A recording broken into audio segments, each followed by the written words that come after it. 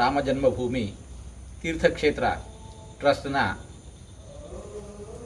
ಒಂದು ಮೀಟಿಂಗ್ ಇವತ್ತು ನಡೆದಿದೆ. ಅದರಲ್ಲಿ ವಿಚಾರಕ್ಕೆ ಬಂದಿರತಕ್ಕಂತಹ ಪ್ರಧಾನ ವಿಚಾರಗಳು ಹೇಗಿದ್ದಾವೆ. ಮುಂದೇನು ಮಂದಿರ ನಿರ್ಮಾಣ ಆಗಬೇಕಾಗಿದೆ, ಭೂಮಿಯ ಧಾರಣ ಸಾಮರ್ಥ್ಯ ಹೇಗಿದೆ ಅನ್ನೋದನ್ನು ನೋಡುವಂತಹ ಪ್ರಕ್ರಿಯೆ ಅದು ಪ್ರಾರಂಭ ಆಗಿದೆ. L&T ಲಾರ್ಸನ್ ಆ್ಯಂಡ್ ಟಬ್ರೋ ಕಂಪನಿ ಏನಿದೆ, ಆ ಕಂಪನಿ ಇದರ ನಿರ್ಮಾಣದ ಕಾರ್ಯವನ್ನು ಕೈಗೆತ್ತಿಕೊಳ್ತಾ ಇದೆ. ಕೆಲಸ ಹೀಗೆ ಪ್ರಾರಂಭ ಆಗಿದೆ. ಸುಮಾರು 200 ಫೀಟ್ ತನಕ ಆಳದಲ್ಲಿ ಆ ಭೂಮಿಯಲ್ಲಿ ಬಿಲ್ಡಿಂಗನ್ನು, ಕಟ್ಟಡವನ್ನು ಧಾರಣ ಮಾಡುವ ಸಾಮರ್ಥ್ಯ ಹೇಗಿದೆ ಅನ್ನುವ ಆ ಪರಿವೀಕ್ಷಣೆ ಕಾರ್ಯ ಪ್ರಾರಂಭ ಆಗಿದೆ.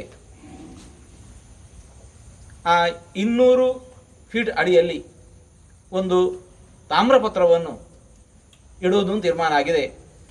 ಅಲ್ಲಿ ಏನೆಲ್ಲ ವಿಷಯಗಳು ಅದರಲ್ಲಿ ಉಲ್ಲೇಖಗೊಳ್ಳಬೇಕು ಅದನ್ನೆಲ್ಲ ಮುಂದೆ ತೀರ್ಮಾನ ಮಾಡ್ತಾರೆ. ಸುಮಾರು ರಾಮ ಮಂದಿರದ ಖರ್ಚು ಸುಮಾರು 300 ಕೋಟಿ ರೂಪಾಯಿಗಳ ವೆಚ್ಚ ಇದೆ. ಹಾಗೂ ಆ 70 ಎಕರೆ ಪರಿಸರದ ಜಾಗದ ಅಭಿವೃದ್ಧಿಗೆ ಅದಕ್ಕೊಂದು 1,000 ಕೋಟಿ ರೂಪಾಯಿಗಳ ಅವಶ್ಯಕತೆ ಇದೆ. ಇದನ್ನೆಲ್ಲ ಬೇರೆ ಬೇರೆ ಕಂಪನಿಗಳ CSR ಫಂಡ್ ಏನಿದೆ ಅದರಿಂದ ಕಲೆಕ್ಟ್ ಮಾಡಬೇಕು, ಒಟ್ಟುಗೂಡಿಸಬೇಕು. ಮತ್ತಿನ್ನು ಎಲ್ಲರೂ ಕೂಡ ರಾಮಭಕ್ತರು ಇದರಲ್ಲಿ ಪಾಲ್ಗೊಳ್ಳಬೇಕು. ಅಪೇಕ್ಷೆ ಹೀಗಿದೆ: ಒಬ್ಬ ವ್ಯಕ್ತಿ ತಲೆಗೆ 10 ರೂಪಾಯಿ, ಒಬ್ಬ ವ್ಯಕ್ತಿ 10 ರೂಪಾಯಿ ನೀಡಬೇಕು ಕನಿಷ್ಠತಮ. ಹಾಗೂ ಒಂದು ಮನೆಯಿಂದ 100 ರೂಪಾಯಿಗಳು. ಒಬ್ಬ ವ್ಯಕ್ತಿಗೆ 10 ರೂಪಾಯಿ, ಒಂದು ಮನೆಯಿಂದ ಸುಮಾರು 100 ರೂಪಾಯಿ ಹೀಗೆ ಸಂಗ್ರಹ ಮಾಡಬೇಕು ಅನ್ನತಕ್ಕಂತಹ ಒಂದು ಅಪೇಕ್ಷೆ ವ್ಯಕ್ತವಾಗಿದೆ. ಇದರ ಕುರಿತಾಗಿ ವ್ಯಾಪಕವಾಗಿರತಕ್ಕಂತಹ ಒಂದು ಆಂದೋಲನ ಅದು